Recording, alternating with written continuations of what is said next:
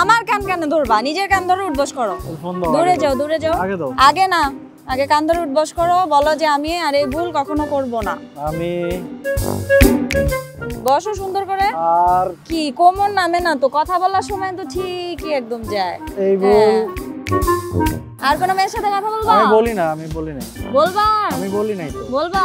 আমি তো বলি না। ধরো খালি একটা জায়গায় আসছি দেখে মাফ করে দিলাম। চলো কোথায় যাই? Guys let's go guys. Okay, তো এখানে ঢোকার জন্য হচ্ছে আপনাকে 80 রুপি করে হচ্ছে টিকিট কিনতে হবে। তো আমরা হচ্ছে 80 রুপি করে পার পারসন আমরা 3টা টিকিট কিনছি, আর আমাদের ড্রাইভারের জন্য একটা 4টা টিকিট। এখন হচ্ছে ভিতরে যাই। মেইনলি এটা একটা হিস্ট্রি আছে, আর এখানে হচ্ছে ওয়াটারফল আছে। তো ওয়াটারফলটা আপনাদেরকে দেখানোর চেষ্টা করব। চলেন আমরা আপনাদেরকে সামনের দিকে নিয়ে যাই, নিয়ে হচ্ছে আপনাদেরকে ওয়াটারফল গুলো দেখাই।